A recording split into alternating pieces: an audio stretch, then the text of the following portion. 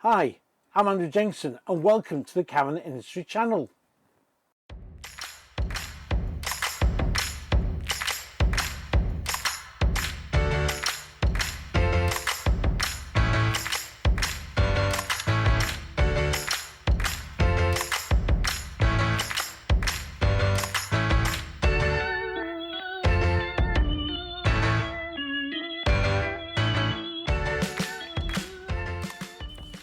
Hi and welcome to another video. Now this is a bit of a vlog again because I did a vlog a couple of days ago about the state of the market and it got quite a lot of response. In fact, it's got quite a lot of views. I was quite amazed and astounded, to be quite honest.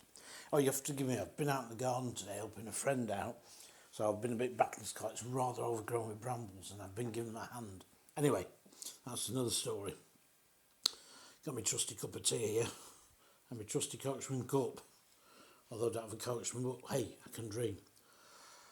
Yeah, the state of the market. Now, I've done a couple of videos with a chap called Mark of the caravanplace.com, and I plan to do some more videos with Mark actually over the next, well, we've been planning this now for quite a while, but I am going to be doing some with him.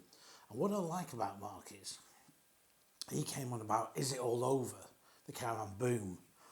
And what I like about Mark is the fact is, he's like me, he tells the truth about it. We're not going to gloss over if things aren't going well, and if things are going well, well sure, you know, everybody's happy and what have you. Now it's strange because he reported in April that he said it was a really strange April.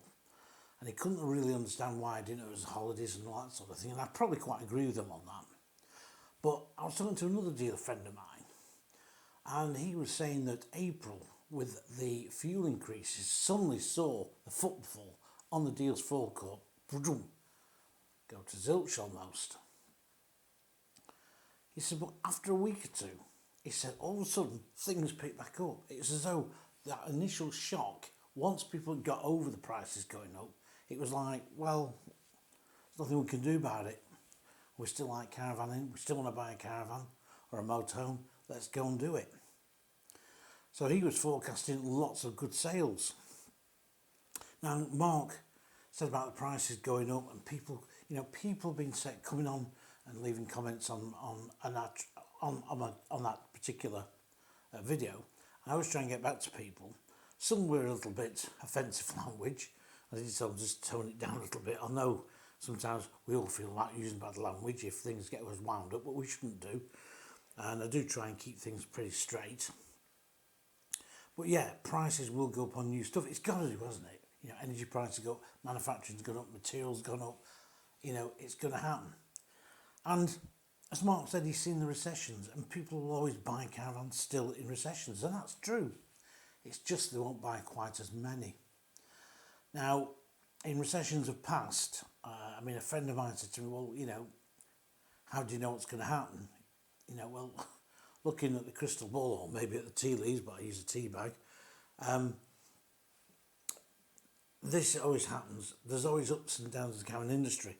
And when things are going well, a joke too that me and some of the salesman guys I've known for a long, long time say, hey, we're making hay while the sun shines, because tomorrow it might pee it down with rain and we might not do another sale for a long time.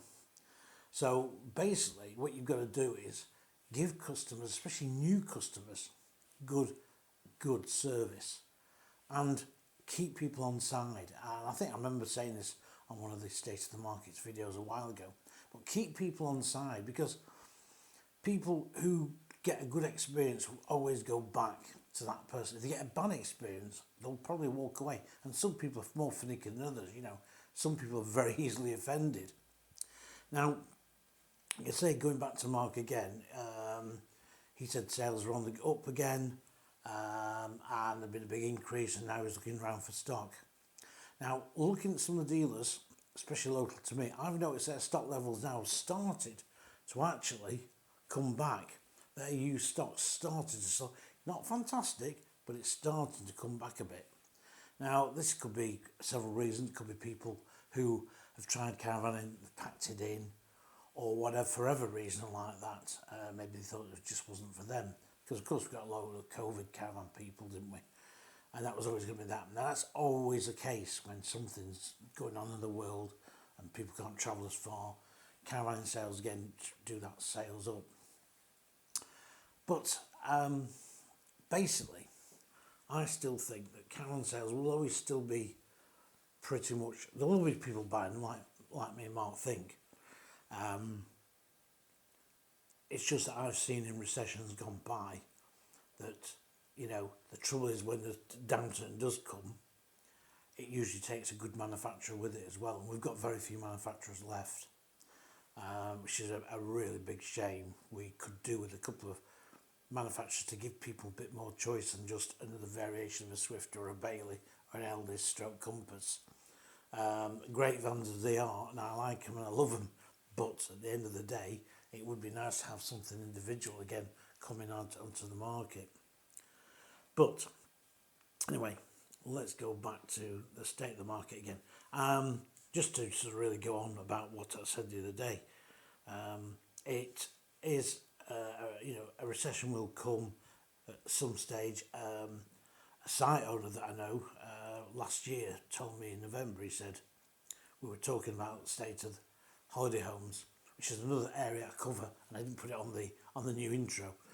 And the holiday home side of things have been sold out till 2023, 2024. Now he said they'd had a fantastic 2021 and he thought into 2022 was going to be good. But he said, and I can see a downturn coming very quickly, he said, and I think things will slow right the way down. Now, that was before this Ukrainian thing and all this, that and the other.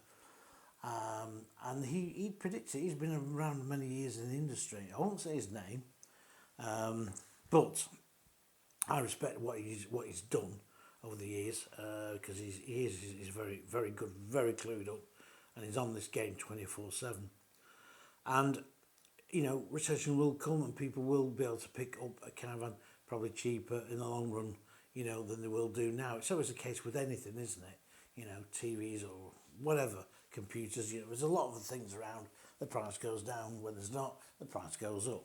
And when sales go down, well, so do the prices go down a bit. You know, you're not going to sell thousands of pounds because it still costs the manufacturer X amount to manufacture that caravan. He's still going to make a profit. So just going back really to, I'll just go back to the early 80s now. The early 80s was a cruel recession in the caravan industry especially. It took a lot of manufacturers away with it. Some of the smaller ones that we're never going to see, that had probably, you know, never going to see it through because they didn't have the backing, the dealer network, etc. But people like Caravan International, which was a global company, they were taken completely out by that recession.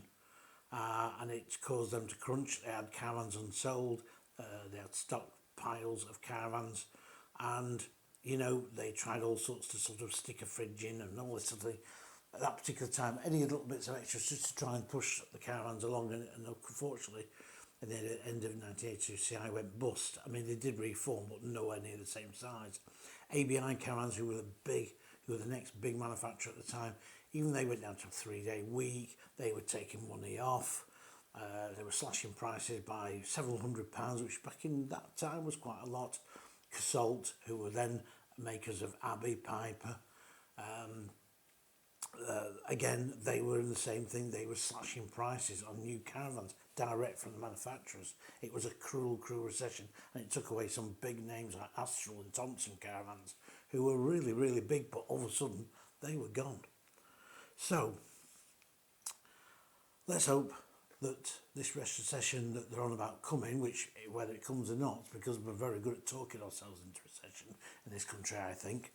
But let's just see how it goes. That's all we can do. But, you know, the market's always up and down like that. And, you know, it's when it's up, we make the most of it. And prices will come down and dealers will have more stock. I'm sure it's going to happen. It's just history repeating itself. But anyway, on a less serious note, I'm going to bring this across the lens because a few days, of course, must be a good few months ago now, a neighbour of mine came across to me and he said, "Oh, he said, you're a caravan," he said. I'm going to come round to Lindsay. He said, I was doing this job at this house. He said, and this guy gave me this. And it's a levelling unit. So you put it on your caravan front window or whatever. It's called Level Aid. And it tells you the level, obviously, of the caravan.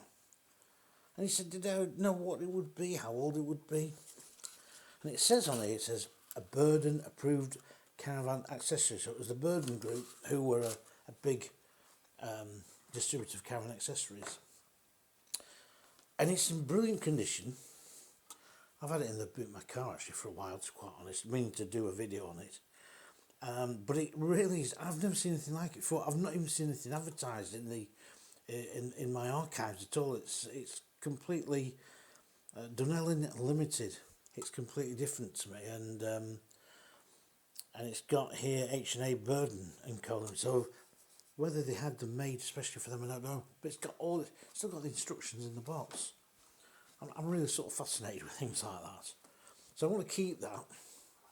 Whether I'll use it or not on my own, because I use a bubble spirit in my caravan when I get to use it, when I haven't done for a long time, unfortunately. I'll put that in back there. But I just thought it was really good. Right. Whew.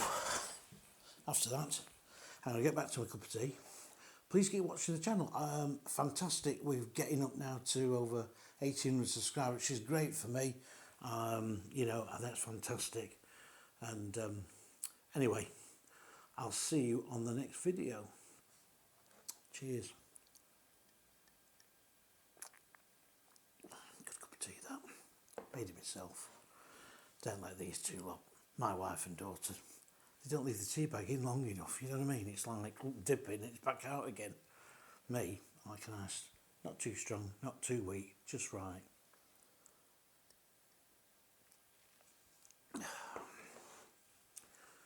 See you in the next video.